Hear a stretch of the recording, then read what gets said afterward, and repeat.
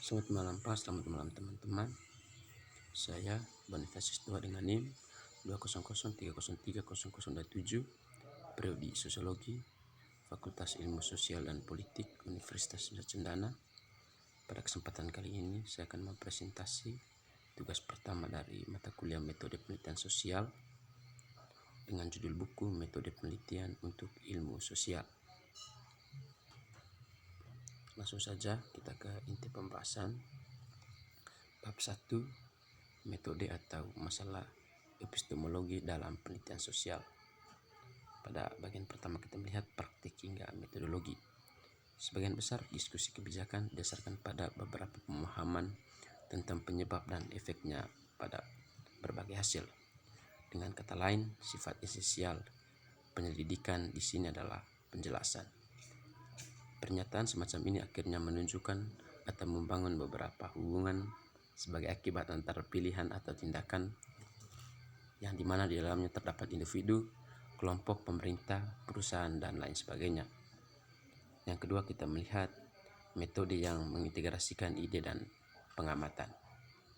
Dalam metode ini kita melihat atau kami mengulas ada seperangkat alat atau teknik yang informasikan suatu pendekatan yang diterapkan dalam penyelidikan penelitian, tetapi metodologi berkaitan dengan kerangka kerja di mana metode tertentu dinilai. Bab 2, debat dalam penelitian metode. Yang pertama kita melihat etnografi dan narasi. Tantangan konstruktif pada bagian ini saya membahas dua metode kualitatif yang ditransformasikan oleh peran paradigma pertama melawan positivisme. Kedua metode ini yaitu etnografi dan naratif, dengan sendirinya saling terkait erat dengan banyak kesamaan dan tumpang tindih tentunya. Dalam hal teknik, pokok etnografi adalah observasi partisipatif dan bahwa narasi itu sendiri adalah bercerita, namun keduanya memiliki klaim yang lemah tetapi juga terdapat objektivitas di dalamnya. Metode naratif dalam beberapa hal rentan terhadap kritik, tetapi juga di dalamnya terdapat istilah dengan berbagai arti baru. Dan naratif kita melihat bercerita, artinya bagaimana seseorang mempunyai gaya tersendiri untuk melakukan penelitian. Dengan metode naratif ini bercerita dengan suatu wacana atau dongeng untuk menarik ke minat para pendengarnya. Yang kedua, fiksi feminis. Wawancara dan diskusi kelompok sama seperti atau pernyataan yang diajukan tentang metodologi penelitian secara umum. Tetapi telah ada perdebatan lama dalam feminisme mengenai apakah atau metode penelitian khas yang bisa disebut feminis. Dan hal ini terjadi pada tahun 1981. Bab 3 kita melihat debat dalam penelitian. Yang pertama, kalau kita berbicara tentang debat, berarti di dalamnya terdapat dua kemungkinan, yaitu pro dan kontra. Kita lihat yang pertama, kesulitan dan kemungkinan pencerahan barat. Antropologi dan mempelajari yang lain. Kepentingan antropologis dan etnografi sebagai metode untuk mempertahankan itu di budaya lain adalah hasil dari perjalanan yang tidak dilakukan barat ke timur. Pemburuan dan eksploitasi sumber daya alam dan juga sumber daya manusia adalah kebutuhan mendesak dari industrialisasi Eropa. Tetapi pemerintahan kolonial tidak hanya dikonsolidasikan melalui jalan perang. Kolonialisme mengembangkan beragam metode untuk melibatkan penduduk asli. Tetapi juga antropologi tumbuh dari kepastian diri pencerahan Eropa, kepastian yang ditanamkan dalam barat, keinginan dan ketidaktahuan untuk mengetahui tentang orang lain yang mungkin berada di luar ruang geofisik dan epistefisik Eropa. Kalau kita berbicara tentang antropologi, berarti kita berbicara tentang budaya, bagaimana budaya Eropa menggerogoti budaya Indonesia pada akhir-akhir ini. Hal ini disebabkan oleh arus globalisasi yang terus berdatangan dengan seiring perkembangannya zaman. Bab berikut kita melihat keanekaragaman dalam ekonomi. Yang pertama kita melihat determinasi dan ekonomi. Intinya tetap bahwa dalam sejarah pengetahuan modern, struktur determinasi kualitas memiliki implikasi yang mendalam, terutama dalam normalisasi biner atau cara berpikir dualistik dan sistem yang muncul di atas fondasi itu.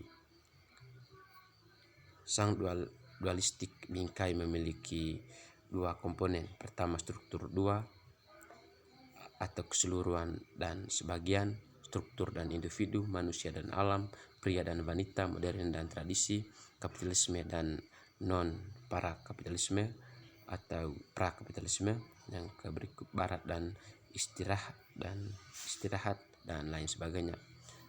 Kedua ini menghasilkan dunia pandangan dan cara analisis di mana struktur dua didirikan dan beroperasi melalui logika satu. Relasi manusia dan alam menjadi hal yang utama, hubungan pria dan wanita, hubungan kapitalisme dan prakapitalisme juga menjadi hal yang dikesampingkan. Non kapitalisme, kapitalisme sentral, hubungan industri dan pertanian, industri dan sentris dan sebagainya. Hal ini menjadi hal yang pokok pembahasan utama dari ekonomi determinasi ini. Dan selanjutnya struktur biner dan dualis menjadi monis dalam orientasi logis. Tantangan penentuan berlebih ini menyusun pemahaman kita tentang dunia dan metode penalaran. Yang kedua kita melihat kebenaran dan ekonomi. Setelah mengklarifikasi perbedaan logika deterministik dan dari penentuan berlebihan sebagai metode logika dan penalaran yang bersaing, sekarang kita beralih ke pernyataan tentang hubungan teori dengan realitas dan kebenaran. Pembahasan ini penting karena klaim tidak berteori yang mendasari ekonomi non klasik dan kesenian, yaitu bahwa konsepsi realitas yang mereka hasilkan adalah realitas itu sendiri. Oleh karena itu tidak mengherankan bahwa sebagian besar pertempuran di bidang ekonomi adalah mengenai teori ekonomi yang mana terbaik mencerminkan realitas ontologis dan karenanya merupakan kebenaran mutlak seseorang menemukan benar versus salah.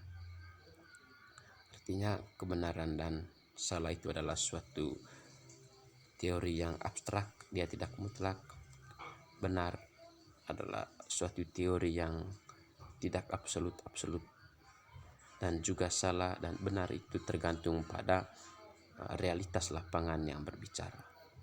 Teori-teori ini mencerminkan adanya ilmu akademik yang membedakan antara benar dan salah, yang ini pernyataan yang benar, yang ini pernyataan yang salah.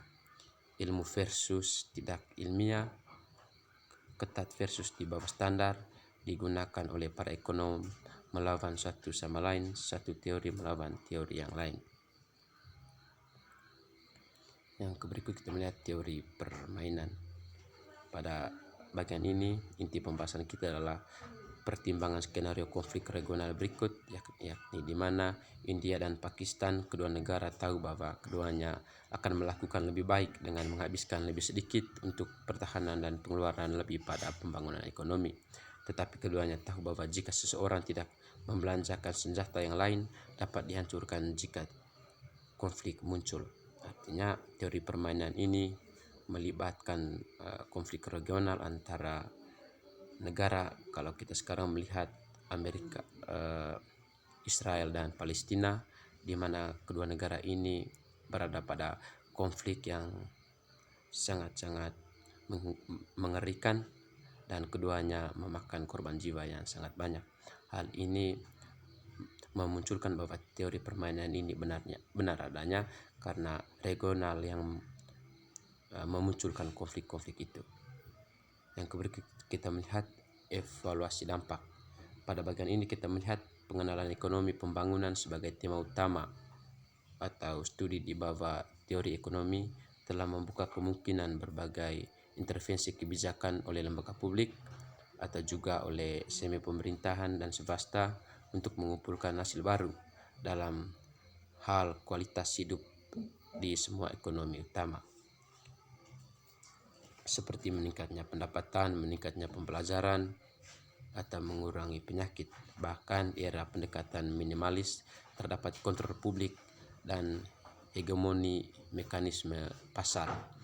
Pemerintah pusat dan daerah bersama dengan badan-badan internasional multilateral telah memperkenalkan atau berbagai jenis kebijakan khususnya di bidang sosial untuk meningkatkan beberapa indikator yang berkaitan dengan pendidikan hasil belajar, pemanfaatan layanan kesehatan, praktik pengusaha anak, usia, dan perkawinan. Dan bagian berikut juga kita melihat selama masa penghematan fiskal dan anggaran publik yang sangat ketat, pemerintah menjadi tertarik untuk mengetahuinya apakah investasi mereka benar-benar membuat perubahan yang ditargetkan atau tidak, atau bahkan badan-badan internasional lebih suka mengetahui tentang efektivitas hibah yang mereka berikan kepada negara-negara berpenghasilan rendah dan menengah seperti Indonesia misalnya. Pengelolaan program hanya fokus pada pengukuran dan pelaporan input dan output langsung dari suatu program, seperti beberapa banyak uang yang telah dikeluarkan dan apakah pemanfaatan telah dilakukan pada waktu yang tepat. Hal lain, kita melihat bahwa evaluasi adalah penilaian yang sistematis dan objektif terhadap hasil yang dicapai oleh program. Itu berusaha untuk membuktikan perubahan targetnya disebabkan oleh kebijakan khusus yang diambil, atau sementara pemantauan hasil dapat membantu untuk meningkatkan desain dan implementasi kebijakan itu sendiri. Kita melihat contoh bagaimana evaluasi penelitian itu dilakukan. Kita lihat dalam proses sekarang ini Indonesia berada pada ambang resesi ekonomi, di mana disebabkan oleh dampak besar pandemi COVID-19, yang dimana implikasinya terhadap kehidupan sosial masyarakat itu sangat besar, bukan saja pada segi kesehatan tetapi lebih besar dampaknya pada segi pendapatan per kapita masyarakat Indonesia umumnya. Hal ini sangat berpengaruh pada kehidupan sosial masyarakat, yang dimana yang miskin akan semakin miskin, dan juga kita lihat resesi ini menyebabkan komoditi-komoditi petani, misalnya para pedagang tidak bisa memanfaatkan hasil dagangannya atau produksi tidak berjalan dengan stabil, konsumen juga begitu. Artinya resesi itu akan menjadi musuh besar bagi bangsa Indonesia saat ini. Yang berikut kita melihat konstruksi berbeda jenis-jenis indeks dalam sosial penelitian ilmu. Yang pertama kita harus mengetahui apa itu indeks. Indeks adalah seperangkat item yang menyusun atau memfokuskan beberapa namun secara jelas terkait aspek dari dimensi atau domain perilaku. Yang kedua kita melihat dimungkinkan untuk menggunakan beberapa teknik statistik untuk memberikan mereka validitas konstruksi yang lebih baik. Kita melihat ada konstruksi indeks dalam penelitian sosial tidak dilakukan secara sembarang melalui atau mengikuti tahap-tahap tertentu. Yang pertama kita melihat mendefinisikan konsep atau membuat konsep pembangunan. Yang kedua dimensi pembangunan konsep. Yang ketiga pilihan indikator yang sesuai dan di setiap konsep. Yang ketiga agresi dan konstruksi indeks. Baik, demikian hasil presentasi dari saya. Atas perhatian kita semua saya ucapkan limpah terima kasih. Mohon maaf mungkin ada kesalahan pada video ini. Segala kritik dan saran yang bersifatnya membangun video ini saya terima sebagai bekal untuk menambah pengetahuan akademik dari seorang penulis tentunya. Terima kasih, selamat malam.